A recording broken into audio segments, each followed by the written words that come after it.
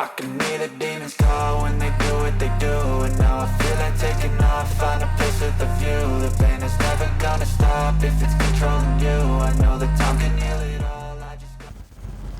សួស្តីបងប្អូនតើឥឡូវយើងបន្តមេរៀនជាងទៀតអញ្ចឹងបងប្អូនយកសៀវភៅមកហើយបើកនៅទំព័រទី164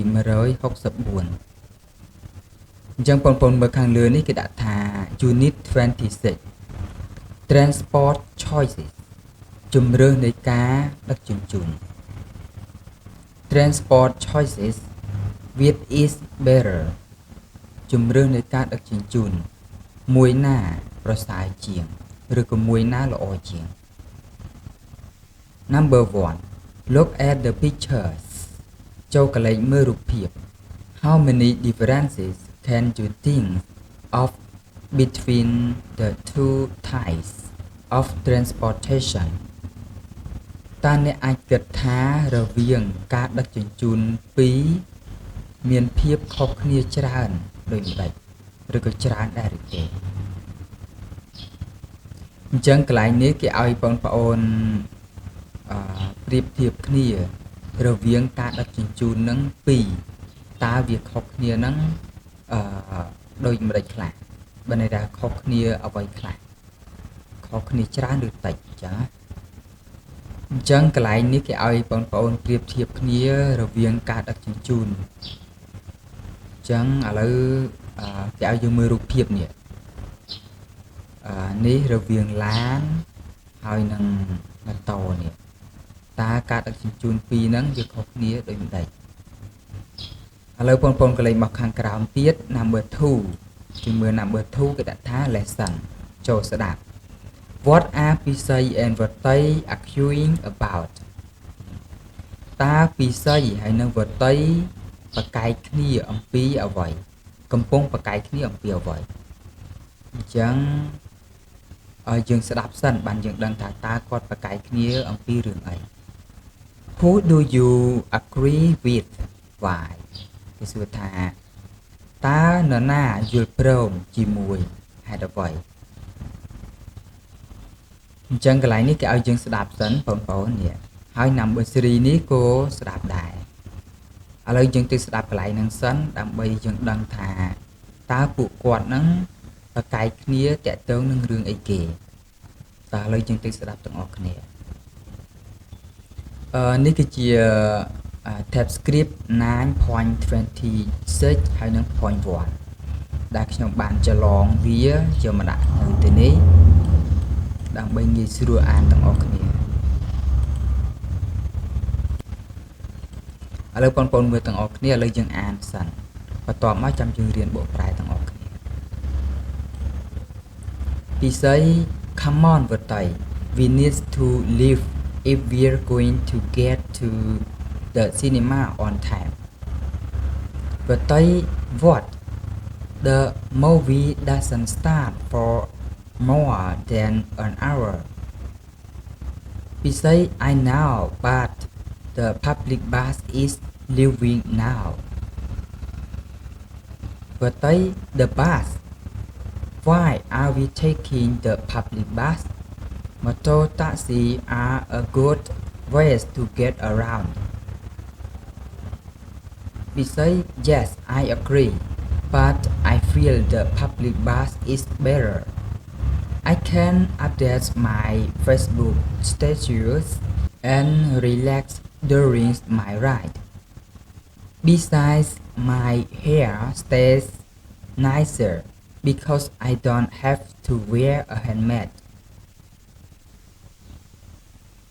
But okay, so you'll still be prettier than me, but the motor are closer than the bus stop. Pisay I don't mind walking further. The bus is safer. I don't have to worry about being in an accident. But true, but riding a motor is easier. They're always outside waiting. You don't know when the bus will come. say that's okay. It's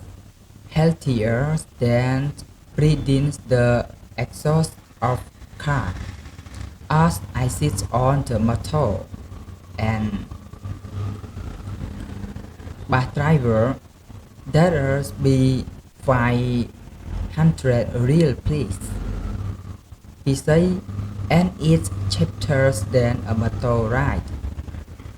Bye, see you at the cinema. But 40 minutes later. But taking a motor taxi is a lot faster than riding a bus. តើឥឡូវយើងរៀនបកប្រែម្ដងឥឡូវបងប្អូនមើលពិសីគាត់ថា come on គាត់ទៅ we need to leave if we're going to get to the cinema on time មកគាត់ទៅពួកយើងត្រូវចាក់ចេញប្រសិនបើពួកយើងទៅរោងកុនទាន់ពេល on time ហ្នឹងប្រែថាទាន់ពេលគាត់ទៅ what ថាម៉េចThe movie doesn't start for more than an hour. ខ្សែភាពយន្តមិនទាន់ចាប់ផ្ដើមទេរយៈពេល1ម៉ោងជាងទៀតពិសីថា I know ខ្ញុំដឹងហើយ but the public bus is leaving now ប៉ុន្តែឡានក្រុងសាធារណៈកំពុងតែចាក់ចេញឥឡូវនេះវតីថា the bus ឡានក្រុងWhy are we taking the public bus? ហេតុអ្វីពួកយើងត្រូវជិះឡានក្រុងសាធារណៈ Motor taxi are a good ways to get around. ម៉ូតូឌុបគឺជាមធ្យោបាយដ៏ល្អមួយដើម្បីធ្វើដំណើរជុំវិញពិសីថា Yes, I agree. យល់ព្រមបាទខ្ញុំយល់ព្រមBut I feel the public bus is better ប៉ុន្តែខ្ញុំមានអារម្មណ៍ថាឡានក្រុងសាធារណៈគឺល្អជាង I can update my Facebook status and relax during my rides ខ្ញុំអាចអាប់ដេតបានផ្លាស់ប្ដូរអាប់ដេតណាខ្ញុំអាចផ្លាស់ប្ដូររូប Facebook របស់ខ្ញុំហើយនឹងសម្រាប់កំឡុងពេលការជិះរបស់ខ្ញុំ Beside នឹងប្រែថាម្យ៉ាងវិញទៀត Beside my hair stays nicer ម្យ៉ាងវិញទៀតសក់របស់ខ្ញុំនៅតែស្អាតឬក៏នៅតែល្អជាង Because I don't have to wear a helmet ពីព្រោះតែខ្ញុំមិនត្រូវពាក់មួកសុវត្ថិភាពទេhas to មិនត្រូវពាក់មួកសុវត្ថិភាពទេហើយពិសីថា Okay so you're still be prettier than me ដូច្នេះអ្នកនឹងនៅតែស្អាតជាងខ្ញុំ But the motor are closer than the bus stop ប៉ុន្តែម៉ូតូឌុបម៉ូតូតាក់ស៊ីយើងប្រែថាម៉ូតូឌុបទៅប៉ុន្តែម៉ូតូគឺនៅជិតជាង closer នៅជិតជាងចំណតឡានក្រុងពិសីថា I don't mind walking further នឹងមកពីពាក្យថា far ប៉ុន្តែគេបដូរ far ទៅជា further គេហៅវាថា comparative adjective អាហ្នឹងអញ្ចឹងយើងប្រែថា I don't mind នឹងបងប្អូនប្រែថាខ្ញុំមិនខ្វល់ឬក៏ខ្ញុំមិនប្រកាន់ I don't mind ហ្នឹងអញ្ចឹងយើងប្រែមិនប្រកាន់ក៏បានមិនខ្វល់ក៏បានដែរឥឡូវយើងប្រែថាមិនខ្វល់ទៅខ្ញុំមិនខ្វល់នេះការដើរឆ្ងាយ walking ប្រែការដើរឆ្ងាយជាងទេណាខ្ញុំមិនខ្វល់ការដើរឆ្ងាយជាងទេ The bus is safer ឡានក្រុងគឺមានសុវត្ថិភាពជាង I don't have to worry about being in an accident ខ្ញុំមិនត្រូវព្រួយបារម្ភអំពីការកើតឡើងនៃគ្រោះថ្នាក់ចរាចរណ៍ វតីថា true ត្រឹមត្រូវ but riding a motor is easier ប៉ុន្តែការជិះម៉ូតូគឺងាយស្រួលជាង there's always outside waiting ពួកគេតែងតែនៅខាងក្រៅកំពុងរង់ចាំ you don't know when the bus will come អ្នកក៏មិនដឹងថានៅពេលណាឡានក្រុងនឹងមកដល់ដែរពិសេសថា that's okay it's healthier than breathing the exhaust of car healthier ប្រែថាសុខភាពជាងវាគឺមានសុខភាពជាង breathing ប្រែថាការដកដង្ហើមចេញពីឡាននេះ exhaust ហ្នឹងបានន័យថាចំហាយឬក៏ចេញពីឡាន exhaust of car ការដកដង្ហើមចេញពីឡាននេះគឺងាយស្រួលជាង as when I sit on the motor នេះបានន័យថានៅពេលដែលខ្ញុំអង្គុយនៅលើម៉ូតូបានន័យថាការដកដង្ហើមចេញពីឡានហ្នឹងគឺវាងាយស្រួលជាងការអង្គុយនៅលើម៉ូតូហ្នឹងបានន័យថាងាយស្រួលដកដង្ហើមស្រួលជាងណាហើយបានគាត់បន្តឃ្លាទៀតថា and ហើយក៏ដាច់ទៅហើយក៏នេះឡានក្រុងហ្នឹងក៏គាត់មកដល់អ្នកបើកឡានក្រុងហ្នឹងគាត់ថា that's be 500 real please នេះវាត្រឹមតែ500រៀលទេណាហើយពិសីគាត់ឃើញឡានមកដល់អញ្ចឹងគាត់គួរថា and it cheaper than a motor ride ហើយវាគឺថោកជាងការជិះម៉ូតូ bye see you at the cinema វាសិនហើយជួបគ្នានៅរោងកុនហើយគាត់ក៏ឡើងជិះទៅហើយវតីថា but 40 minutes later ប៉ុន្តែ40នាទីក្រោយវតីបន្តទៀតថា but taking a motor taxi is a lot faster than riding a bus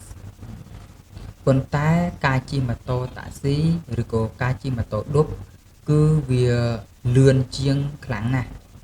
លឿនជាងការជិះឡានខ្លាំងណាស់ចាឥឡូវយើងចប់ហើយឥឡូវយើងបន្តទៅក្នុងសៀវភៅយើងវិញតើឥឡូវយើងបានមកដល់ក្នុងសៀវភៅយើងវិញហើយអញ្ចឹងបងប្អូនឥឡូវយើងបានសិក្សានៅការសន្ទនាពិសីហើយនឹងវតីនឹងចប់ហើយអញ្ចឹងបងប្អូនមើលខាងក្រោមទៀតអញ្ចឹងបងប្អូនឆ្លើយនេះខ្លួនឯងទៅដោយសារអីគេនេះគេសួរថាតើពិសីហើយនឹងវតីនឹងប្រកែកគ្នាអំពីអ្វីគឺប្រកែកគ្នាអំពីជិះម៉ូតូហើយនឹងជិះឡានឬក៏យើងហៅថាabout transportation is better បានន័យថាមួយណាល្អជាងមួយណាប្រសើរជាងអញ្ចឹងណាហើយសំណួរនេះបងប្អូនឆ្លើយដែរទៅអញ្ចឹងគាត់យល់ព្រមជាមួយនឹងអីបើសិនជាពិសីគាត់យល់ព្រមជិះជាមួយនឹងឡានក្រុងចំណែកបតីហ្នឹងគាត់យល់ព្រមជាមួយនឹងម៉ូតូឌុបតើឥឡូវយើងមើលខាងក្រោមទៀត number 3គេដាក់ថា listen again ចូលស្ដាប់ម្ដងទៀត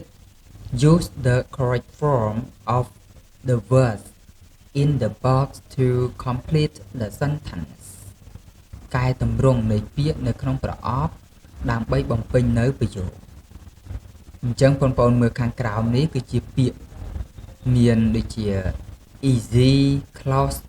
cheap fast far healthy pretty ហើយនឹង nice ហើយប្រយោគ clear ទាំងអស់ហ្នឹងក៏វាតកតងនឹងការសន្ទនាមិញហ្នឹងដែរអញ្ចឹងបងប្អូនដាក់តាមសាច់រឿងយើងមិញហ្នឹងទៅគ្រាន់តែយកពាក្យនៅក្នុងប្រអប់នេះយកមកដាក់ប៉ុន្តែយើងត្រូវធ្វើវាសិនធ្វើវាឲ្យខ្លះជាទម្រង់ត្រឹមត្រូវបានន័យថាទម្រង់ត្រឹមត្រូវទៅតាមប្រយោគឧទាហរណ៍ចេះឧទាហរណ៍យើងណា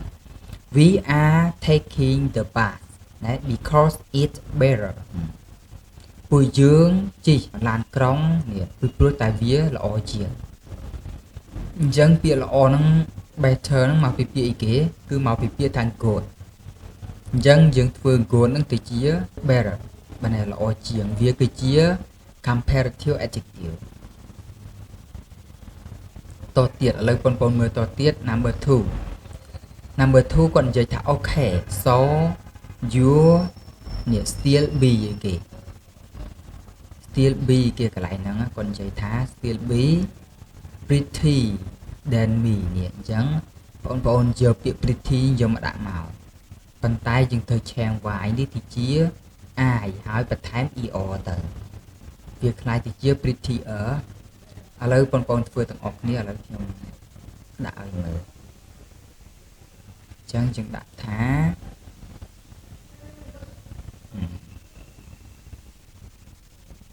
pretty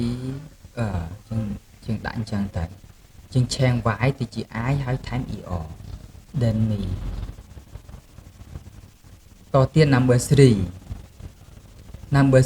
គាត់និយាយថា I don't mind ខ្ញុំមិនខ្វល់ទេនេះ walking ការដើរអីគេកន្លែងហ្នឹងការដើរអីគេអញ្ចឹងកន្លែងហ្នឹងដាក់អីគេគឺដាក់ far នេះ far ហ្នឹងយើងបដូរវាទៅជាអីគេបដូរវាទៅជា further អញ្ចឹងបងប្អូនដាក់ទៅយើងដាក់ថា further បានន័យថាឆ្ងាយជាងណា far នេះឆ្ងាយប៉ុន្តែយើងធ្វើឲ្យវាคล้ายទៅជា comparative adjective វាคล้ายទៅជា further អញ្ចឹង I don't mind walking further than the motor ណាខ្ញុំមិនខ្វល់ការដើរឆ្ងាយជាងម៉ូតូទេ number 4 riding a motor taxi is អីគេកន្លែងហ្នឹងចឹងកន្លែងហ្នឹងដាក់អីគេ they are away outside ណាគឺនេះណា easier ចឹងយកពាក្យហ្នឹងយកមកដាក់មក easier ហ្នឹងបងប្អូនកុំភ្លេចដូរ y យើងដាក់ថា easier អញ្ចឹងឆាំង y ជា I ហើយថែម er ទៅ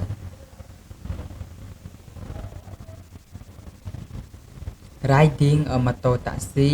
is easier ណាបានន័យថាងាយស្រួលជាង they are away outside ពួកគេតែងតែនៅខាងក្រៅ number 5 being on the bus is អីគេនេះ then breathing others vehicle exhaust អញ្ចឹងកន្លែងនេះដាក់អីគេគឺដាក់នេះ healthy អញ្ចឹងដាក់ទៅអញ្ចឹងដាក់ថា health ឆាំង y ជា I ហើយថែម er ទៅ healthier អញ្ចឹងយើងបានទៅជា be on the bus is healthier than breathing other vehicle exhaust ប្រែថាការជិះឡានក្រុងហ្នឹងគឺមានសុខភាពល្អជាងហើយវាដកដង្ហើមចេញពីយានជំនិះហ្នឹងគឺស្រួលវាធូរអារម្មណ៍ number 6 the bus is អីគេ then a motor ride អញ្ចឹងគាត់និយាយថាម៉េចកន្លែងហ្នឹងបាយគេនេះ cheap អញ្ចឹងយើងដាក់ទៅ cheap ដាក់ cheaper ទៅ the bus is cheaper than a motor ride number 7 but taking a motor taxi is អីគេ motor taxi វាលឿនជាងអញ្ចឹងយើងដាក់ថា fast អញ្ចឹងដាក់ fast ទៅ faster អញ្ចឹងយើងបានចប់ហើយកន្លែងហ្នឹងប៉ុន្តែបងប្អូនទាញវាឡើងលឿនតិច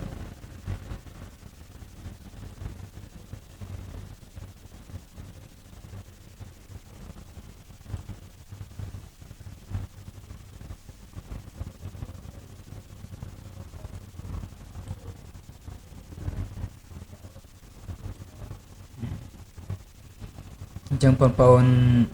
mưa tam năng tới là dương án. Okay, so you'll still be prettier than me.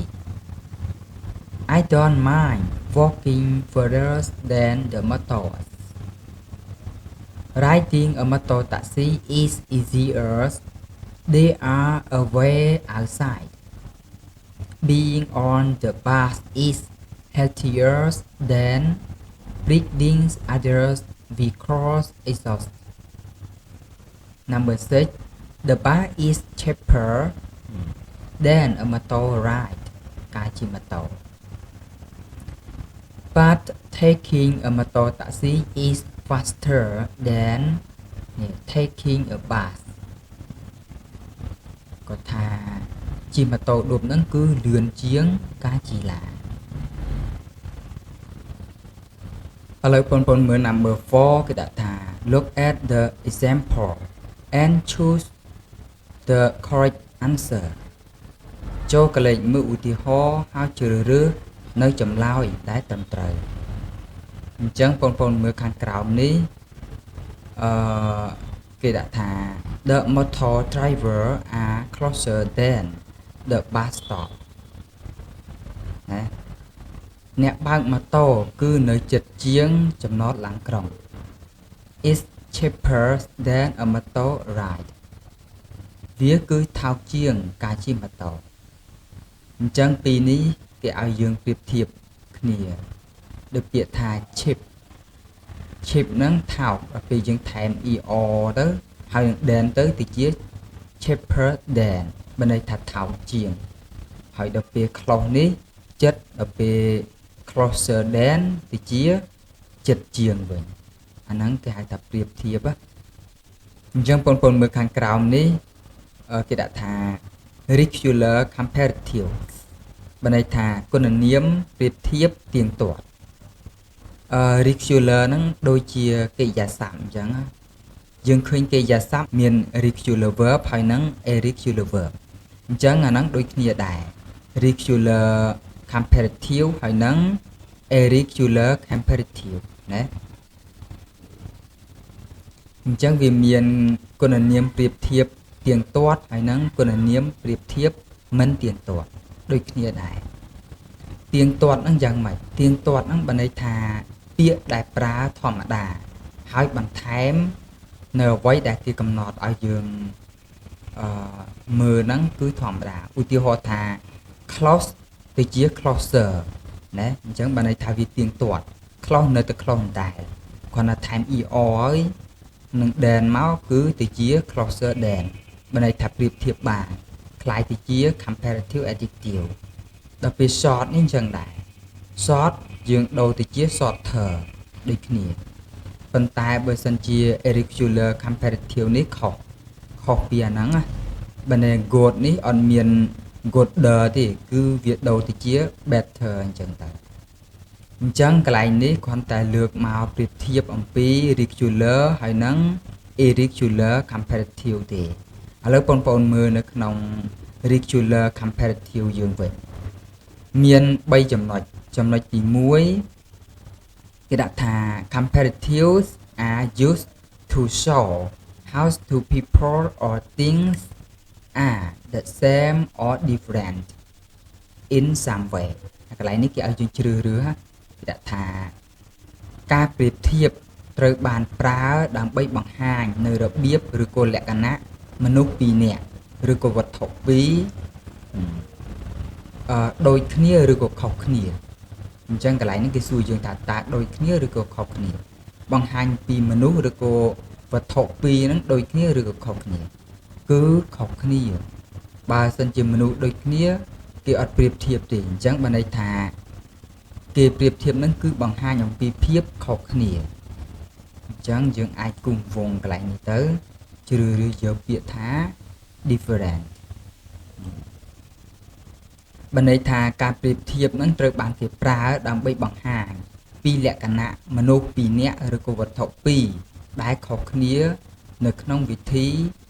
មួយចំនួនអញ្ចឹងហើយទី2គេដាក់ថា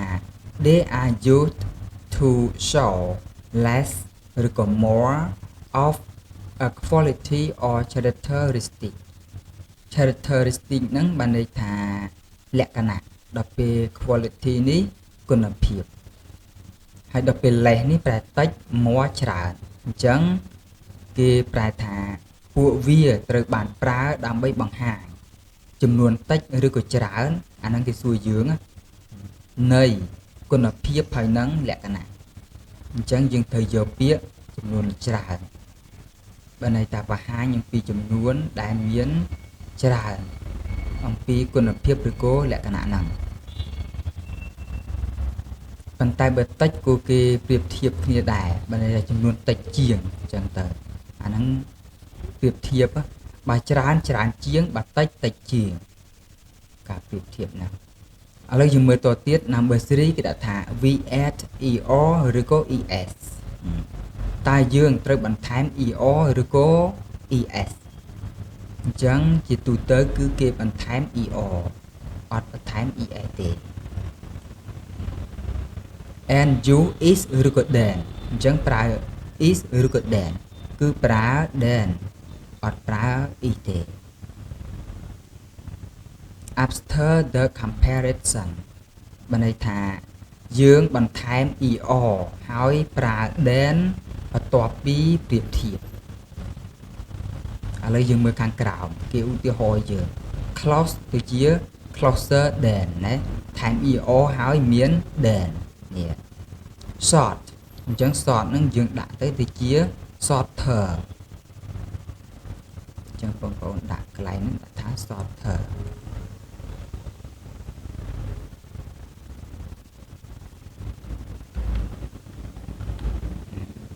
shorter ហើយ then នេះដល់ពេល slow យើងដាក់ទៅជា slower ទៅ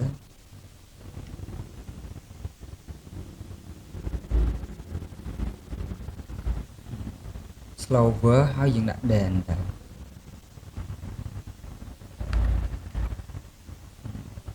ដល់ពេល easy បងប្អូនកុំភ្លេចយើងត្រូវឆាំង y នេះទៅជា I ហើយបន្ថែម er ធម្មតាអញ្ចឹងបងប្អូនដាក់ទៅហើយយើងដាក់ then ទៅ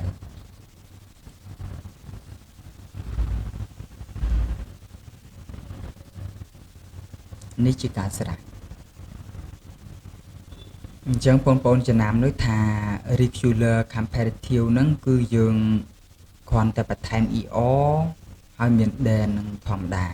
បើន័យថាពាក្យ short ហ្នឹងនៅតែ short ដែរអត់ដូរ short ហ្នឹងទៅជាអីផ្សេងទេជាងគ្រាន់តែបន្ថែម er ទៅហ្នឹងហើយគេហៅថា regular comparative បើន័យថាប្រៀបធៀប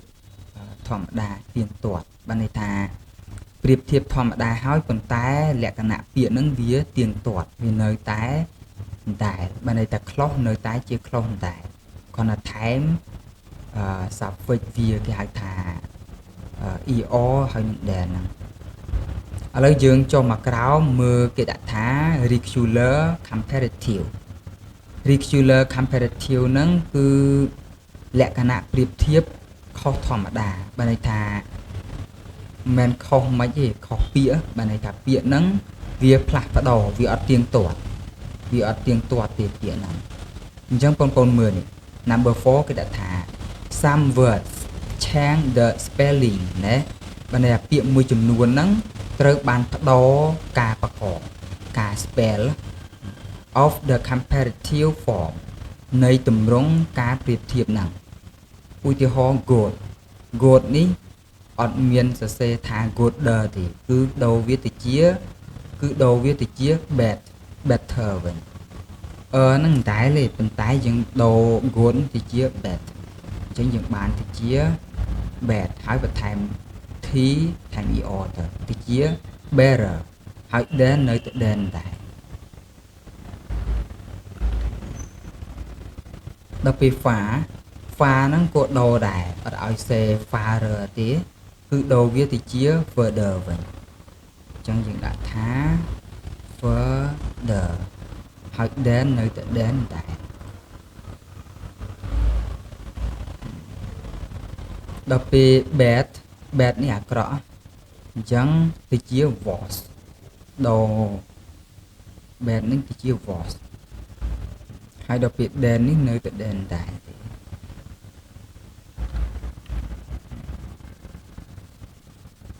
ឡូវយើងទាញវាទៅពាក្យបន្តិចដើម្បីសួរ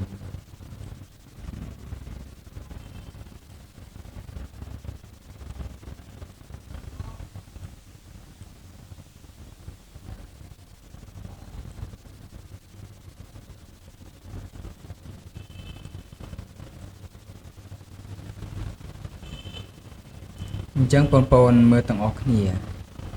irregular comparative adjective ហ្នឹងបានន័យថាពាក្យវាអត់ទៀងទាត់វាដូរ good ទៅជា better ណាពាក្យវាចេញអញ្ចឹងមក good ទៅជា better than far នេះឆ្ងាយអញ្ចឹងវាដូរទៅជា further than ហ្នឹងយើងថែមជាបច្ច័យរបស់យើង than ដល់ពេល bad នេះអាក្រក់អញ្ចឹងទៅជា worse than ដែរនឹងគេហៅថា irregular comparative អញ្ចឹងកន្លែងនេះអត់មានអីទៀតទេតែបើសិនជាបងប្អូនអត់ទាន់ច្បាស់ទេបងប្អូនអាច comment ខាងក្រោមវីដេអូសួរបន្ថែមទៀតបានអញ្ចឹងកន្លែងនេះយើងអស់ហើយឥឡូវយើងទៅចូលទំព័រថ្មីទៀតតោះអញ្ចឹងយើងបន្តទៀតឥឡូវបងប្អូនបើកនៅទំព័រទី165អញ្ចឹងបងប្អូនមើលខាងលើនេះ number 5 គេដាក់ថា practice អនុវត្ត complete the sentences with the correct form of the words ចូលបំពេញនៅប្រយោគជាមួយនឹងទម្រង់ពាក្យឲ្យបានត្រឹមត្រូវអញ្ចឹងបងប្អូនមើលខាងក្រោមនេះមានពាក្យហើយនឹងរូបភាពគេឲ្យយើងមើលហើយដាក់បំពេញប្រយោគហ្នឹងឲ្យបានត្រឹមត្រូវជាមួយនឹងពាក្យនេះដែលតកតងនឹងរូបភាពយើងអញ្ចឹងបងប្អូនមើលខាងនេះគេដាក់ថា better and faster come and try it គេថា better ហ្នឹងល្អជាងលឿនជាងនេះមកហើយនឹងការព្យាយាមសាកល្បងវាព្យាយាមវាសាកល្បងវាអញ្ចឹងកន្លែងនេះគេឲ្យបងប្អូនយកពាក្យនេះមាន strong fast long ហើយនឹង nigh យកមកដាក់ក្នុងនេះអញ្ចឹងបងប្អូនមើល number 1គេដាក់ថា is អីគេនេះអញ្ចឹងបងប្អូនមើលពាក្យនេះគេដាក់ថា cheetah នោះប្រែខ្លាឃ្មុំដល់ពេលនេះ elephant ប្រែដំរី snake ពស់ដល់ពេល peacock ប្រែថាកង្កោបអញ្ចឹងបងប្អូនមើលតាមហ្នឹងទៅនេះគេដាក់ថា is អីគេ cheetah អញ្ចឹងពាក្យនេះបានន័យថាខ្លាឃ្មុំអញ្ចឹងបងប្អូនដាក់កន្លែងហ្នឹងអត់យកពាក្យអីគេយកមកដាក់បានន័យថាគេឲ្យយើងប្រៀបធៀបនេះរូបភាពហ្នឹងអញ្ចឹងយើងអាចដាក់ថា faster than អញ្ចឹងបងប្អូនយកពាក្យ faster នេះយកពាក្យ fast ប៉ុន្តែយើងថែម er ទៅជា faster អញ្ចឹងដាក់ទៅឥឡូវយើងដាក់ថា faster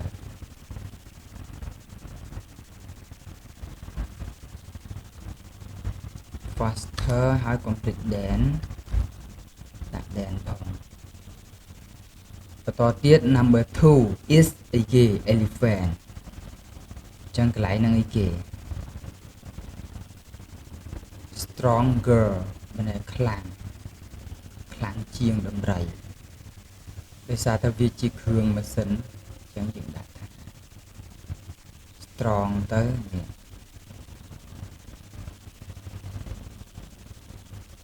អញ្ចឹងយើងដាក់ថា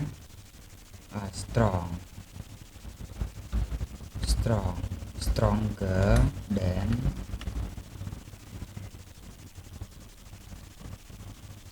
បានជាគេដាក់ទៅមើលអញ្ចឹងដោយសារតែគេចង់បង្ហាញថាវាមានកម្លាំងខ្លាំងលឿនជាង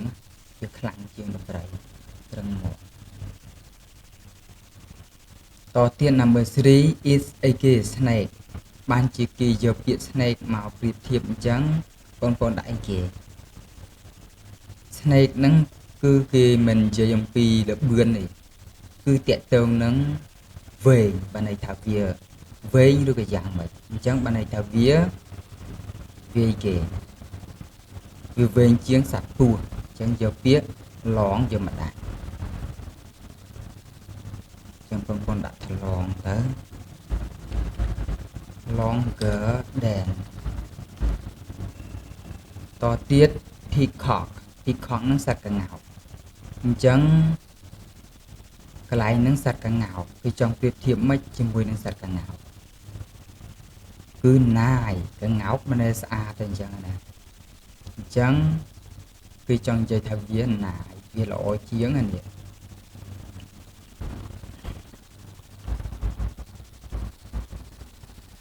ហើយយើងថែមតអមួយទៅបាន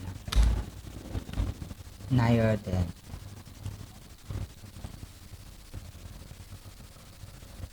អញ្ចឹងយើងដាក់ប៉ុណ្ណឹងទៅបងប្អូនអាចទាញវាឡើងលើវិញតិចក៏បានដែរ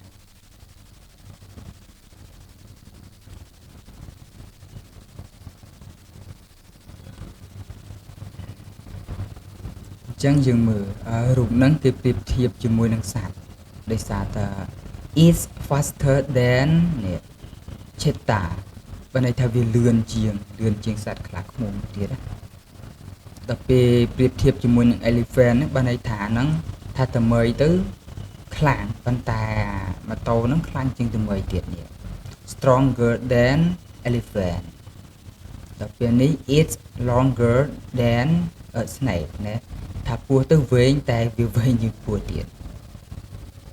is nicer than a peacock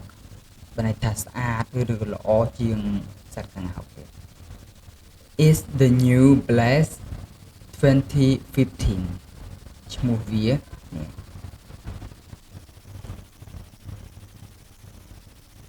តើឥឡូវបងប្អូនមើលខាងក្រោមទៀតកន្លែងនេះ A ហើយអាខាងក្រោមនេះ B អញ្ចឹងយើងធ្វើ A ចប់ហើយឥឡូវបងប្អូនមើល B ម្ដង B គេដាក់ថា use the information to complete the sentences comparing the two motorbikes គេថាចូលប្រើព័ត៌មានដើម្បីបំពេញនៅប្រយោគដើម្បីប្រៀបធៀបនៅម៉ូតូ2នេះ two motorbike អញ្ចឹងបងប្អូនមើលក្នុងរូបភាពនេះមានម៉ូតូ2អញ្ចឹងយើងមើលម៉ូតូនេះហើយនឹងអានេះតើមួយណាល្អជាងអញ្ចឹងយើងថាអាក្រហមហើយអញ្ចឹងបងប្អូនមើលខាងក្រោមនេះគេដាក់ថា the green motorbike is អីគេមានន័យថាម៉ូតូម៉ូតូពណ៌បៃតងគឺអីគេនេះ the red one អញ្ចឹងយើងគួរដាក់អីគេណាបងប្អូនដាក់មិនក៏បានដែរកន្លែងហ្នឹង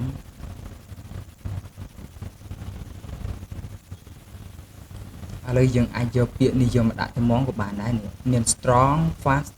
long ហើយនឹង nigh ប៉ុន្តែបើសិនជាយើងយកពាក្យហ្នឹងមកដាក់ strong fast នេះ nigh នេះក៏មិននេះឥឡូវយើងយកពាក្យ long ទៅយកពាក្យ long យកមកដាក់កន្លែងនេះឥឡូវខ្ញុំដាក់ថា long ទៅយើងមើលទៅគិតថាអាពណ៌ខៀវនេះអាពណ៌បៃតងនេះវាវែងជាងពណ៌ក្រហមអញ្ចឹងយើងដាក់ longer ទៅ than បន្តទៀត the red motorbike is អីគេ the green one អញ្ចឹងយើងមើលទៅគិតថាវាមាំជាងព្រោះដែកវាមើលទៅធំអញ្ចឹងវារឹងមាំជាងអញ្ចឹងយើងដាក់ strong ទៅ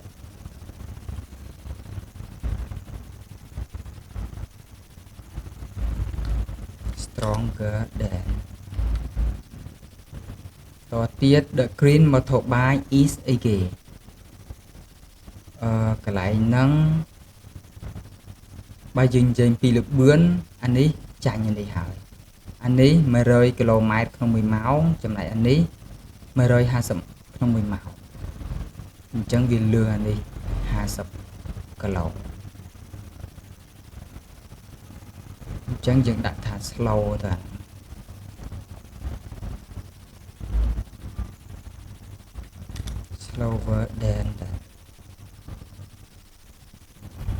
លើយើងទាញវាពីសិន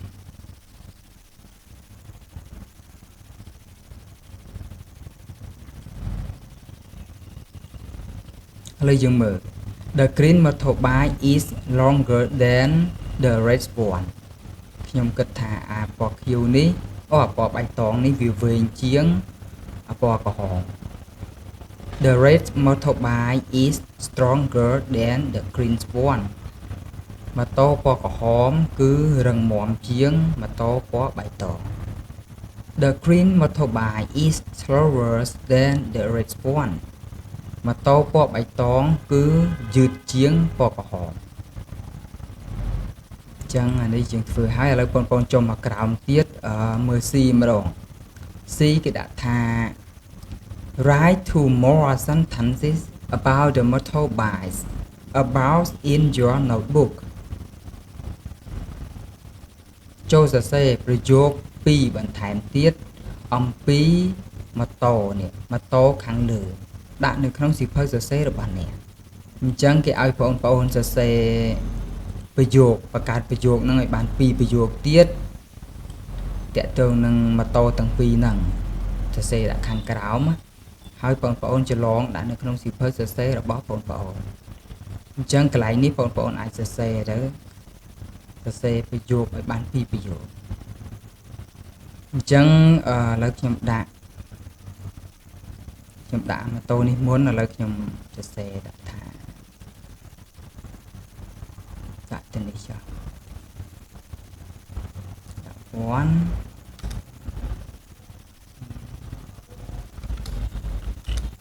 1 The green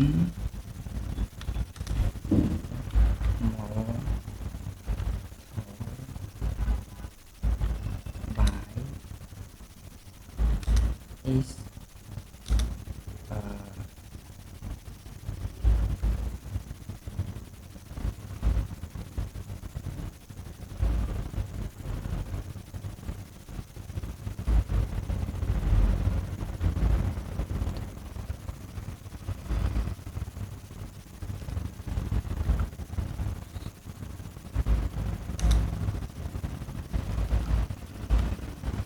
ប៉ុណ្ណឹងទៅmodify នេះមានន័យថាម៉ូតូហ្នឹងគេកែច្នៃម៉ូតូកែច្នៃ modify motorcycle ហើយយើងបញ្ជាក់ពាក្យវាទៀតថា is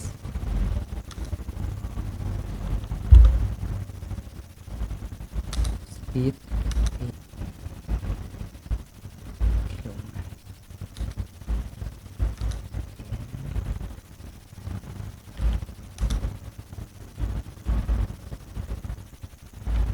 1 hour ចឹងដែរហើយបន្តទៀតជាងដាក់number 2ម្ដងដាក់ថា the red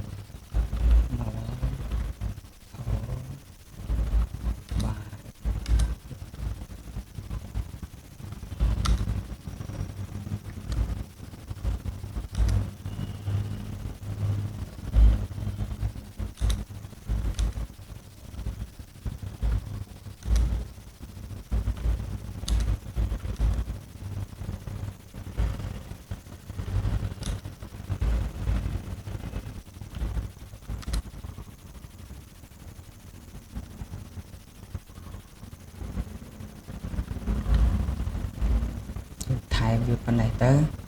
អាហ្នឹងស្រាយយើងដាក់ទេអញ្ចឹងបងប្អូនមើល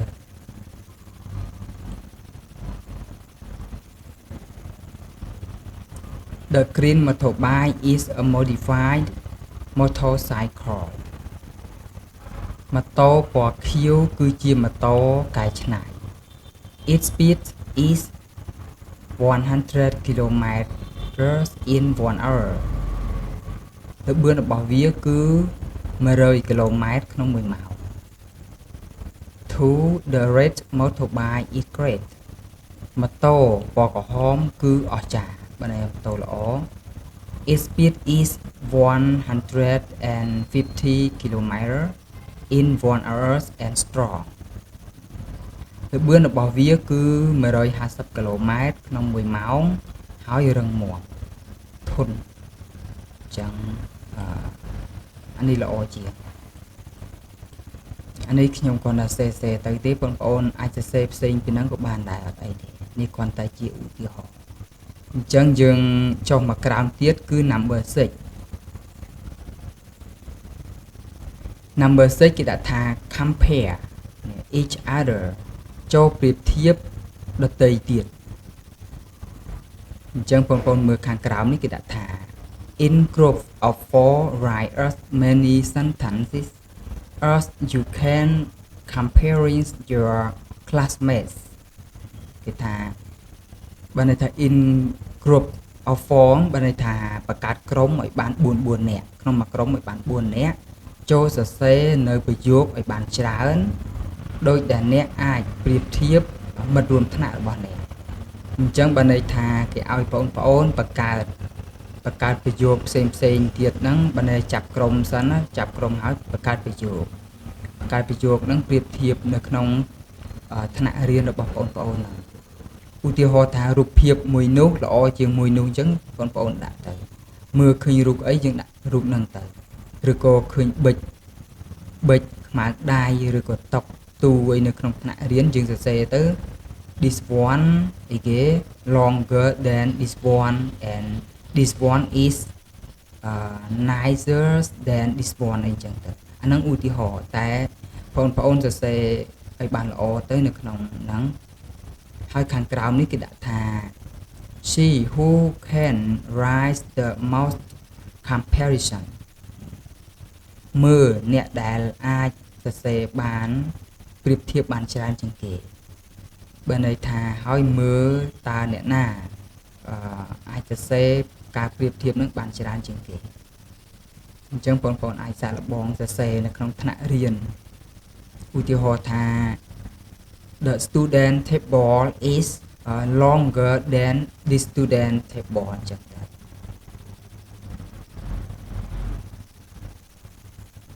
អញ្ចឹងកន្លែងហ្នឹងបងប្អូនអាចសាកល្បងខ្លួនឯងអញ្ចឹងវីដេអូនេះអត់មានអីទៀតទេគ្រាន់តែ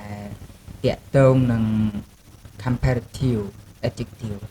អញ្ចឹងបើសិនជាបងប្អូនមានចម្ងល់អីអាច comment សួរខាងក្រោមវីដេអូបានហើយបើសិនជាបងប្អូនចង់បានការប្រៀបធៀបនឹងមានច្រើនទៀតបងប្អូនអាចមើលនៅក្នុង channel របស់ខ្ញុំទៅនៅក្នុង part of speak ខ្ញុំមានបង្រៀនតាក់ទងនឹង adjective នឹងដែរអញ្ចឹងបងប្អូនអាចស្រាវជ្រាវហើយមើលក្នុង channel ហ្នឹងទៅមានវីដេអូតាក់ទងនឹង adjective នឹងដែរអញ្ចឹងបងប្អូនអាចមើលវាបន្ថែមទៀតទៅគីឡូចេះតាក់ទងនឹងការប្រៀបធៀបហ្នឹងผมមាននៅក្នុងនោះច្រើនអញ្ចឹងយើងសម្រាប់ទាំងអស់គ្នាត្រឹមនេះសិនចាំជួបគ្នានៅវីដេអូក្រោយទៀតតែបើសិនជាបងប្អូនមានចម្ងល់ណាមិនទាន់យល់អាច comment ខាងក្រោមវីដេអូសួរបាន